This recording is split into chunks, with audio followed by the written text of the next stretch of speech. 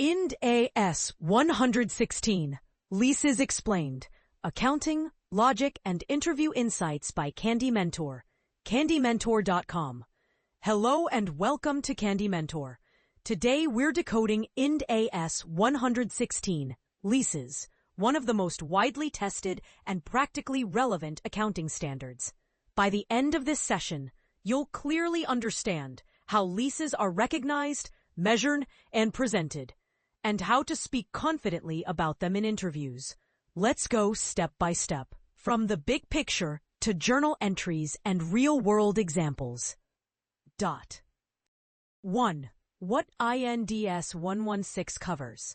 IND AS 116 governs the accounting of leases for both lessees and lessors. It replaced the older IND AS 17 beginning April 1, 2019. The main goal of this new standard was transparency, to bring almost all leases onto the balance sheet instead of leaving them buried in the notes. Only two exceptions remain: short-term leases and low-value assets.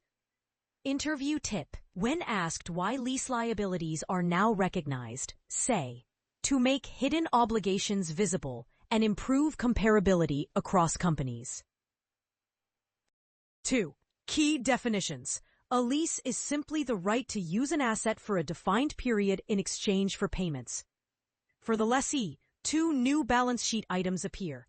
ROU asset, right of use, represents control over how and when the leased asset is used. Lease liability represents the obligation to make future lease payments measured at their present value. Interview tip: expect questions like, does this contract contain a lease? Meaning, does the contract give the customer control over using a specific asset? 3. Scope and exemptions. IND AS 116 applies broadly to all lease arrangements, but with some exceptions. It does not apply to leases of biological assets, mineral rights, or service concession arrangements. However, companies can choose not to apply the full accounting model to short-term leases, where the term is less than 12 months, low-value assets like laptops, tablets, or phones. Interview tip: when asked which leases are exempt, mention both short-term and low-value categories and say they're treated as normal expenses. This message. 4. Core principle. The heart of IND AS 116 is simple. At the start of the lease, the lessee must recognize a right-of-use asset and a lease liability. Instead of a simple rent expense, the lessee now records depreciation on the asset and interest on the liability. This approach reflects the finance nature of most leases. That is, leasing is effectively a form of borrowing. Interview tip: use the phrase, "The financial nature of leases is now visible on the balance sheet." End. 5. Identifying a lease. To determine whether a contract contains a lease, ask 3 questions. 1. Is there an identified asset, something physically or specifically assigned? 2. Does the customer have the right to obtain substantially all the economic benefits? 3. Can the customer direct how and for what purpose the asset is used? If all 3 are yes, you have a lease. Example: hiring a car alone is a lease. You control the car's use. But hiring a car with a driver who decides routes and timings, that's a service contract, not a lease. Interview tip: use examples like these to show conceptual understanding. 6. Initial measurement, lessee. At the commencement date, the lessee measures lease liability, the present value of lease payments, discounted using the incremental borrowing rate, the rate the lessee would pay to borrow funds for a similar term. ROU asset includes the initial liability plus any direct costs, prepaid lease payments, and restoration obligations. Interview tip: always emphasize that lease payments are discounted, not just added up. 7. Subsequent measurement, lessee. After initial recognition, the lease liability increases by interest expense and decreases by lease payments made. The ROU asset is depreciated over the shorter of its useful life or the lease term. This results in a front-loaded expense pattern because interest is higher in early years. Interview tip. When asked why expense recognition is front-loaded, say, because interest is computed on a higher opening liability initially. End. 8. Presentation in financial statements. Balance sheet. ROU asset under non-current assets. Lease liability split between current and non-current portions. Profit and loss. Depreciation and interest replace rent expense. Cash flow statement. Principal payments go under financing activities. Interest can appear under operating or financing, based on policy. Interview tip. If asked about the impact on EBITDA, confidently say, EBITDA increases because rent is replaced by depreciation and interest, both below EBITDA line. 9. Lease modifications. A lease modification is any change in scope, like adding or removing space, or price that wasn't part of the original agreement. Depending on the case, it's treated either as a new lease if the modification adds a separate right of use, or a remeasurement of the existing lease liability with an adjustment to the ROU asset. Interview tip. Expect, how are lease modifications handled? Always explain, it depends on whether the change adds a separate asset. So why? 10. Reassessment triggers. Reassessment happens only when contractual terms change. For example, the lease term is revised, a residual value guarantee changes, or payments linked to an index are updated. Interview tip. Clarify that reassessment isn't continuous. It's triggered by specific contractual events. End. 11. Accounting entries. Lessee, at commencement. Right of use asset. Credit, lease liability. During lease term monthly. Credit, interest expense. Credit, lease liability. Credit, bank or cash. For depreciation, credit, depreciation expense. Credit, accumulated depreciation. Interview tip. Many interviewers test this. Practice writing entries cleanly and in order. 12. Accounting for lessors. For lessors, IND AS 116 retains the two-type model, finance lease, record a receivable, and recognize finance income over time. Operating lease, keep the asset on balance sheet, recognize rental income straight line.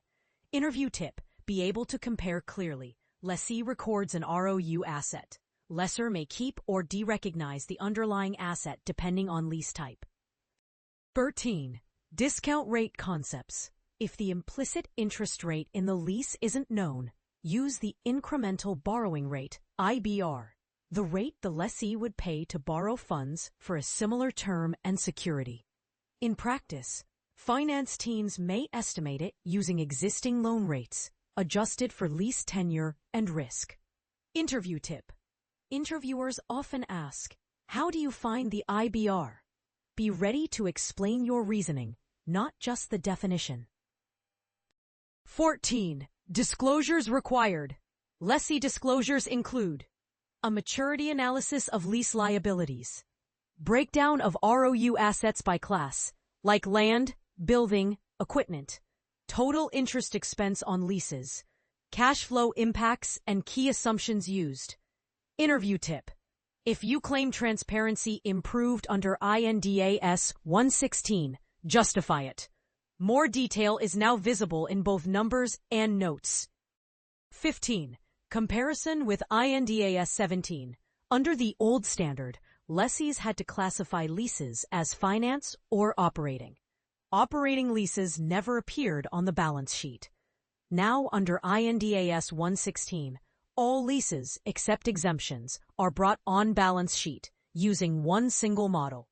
This increases reported assets and liabilities and can make leverage ratios look higher. Interview tip. Always be ready for what changed from IND AS 17. It's a staple question. End. 16. Common, real-world examples. Think of leases like office buildings or warehouses, retail shop rentals, company vehicles or machinery, even embedded leases in service contracts, such as IT equipment provided exclusively. Interview tip. Bring one numeric example. Say, a 5-year office lease at 1 lakh rupees per month, discounted at 8%. It makes your explanation practical. Question mark. 17th. Impact on financial ratios. Because leases move onto the balance sheet, EBITDA increases. Rent removed, depreciation and interest added. Debt to equity rises. More liabilities. Interest coverage falls. Extra interest expense. Interview tip. Perfect for FP&A or valuation interviews. Explain the cause and effect behind each ratio movement. Practical challenges transitioning to IND AS 116 wasn't easy. Companies struggled with collecting historical lease data, updating systems to track ROU assets and liabilities, aligning accounting, finance, and legal departments on consistent interpretations. Interview tip. Mention these implementation pain points. It shows real-world awareness. 19. Common mistakes in exams and interviews. Forgetting to discount future lease payments. Confusing short-term exemptions with low-value ones. Ignoring remeasurement when terms change. Mixing up inception date, when contract agreed, with commencement date, when lease starts. Interview tip. Clear these basics. They often separate good candidates from great ones. Quick revision for interview. Here's your rapid-fire recall. ROU asset plus lease liability is the core of IND AS 116. Lease liability is the present value of lease payments. Expense equals depreciation plus interest. Short-term and low-value leases equals off-balance sheet. EBITDA impact is positive. Final interview tip. Don't memorize definitions. Explain the logic. Say leases are treated like borrowings because they create future obligations. Closing. Summary. IND AS 116 transformed how leases appear in financials, turning off-balance sheet commitments into visible liabilities. It bridges accounting with economic reality. In interviews, remember, clarity and logic always win. Define the terms, explain the reasoning, and use one clean example to anchor your point. Thank you for learning with Candymentor, your shortcut to mastering accounting interviews, one concept at a time.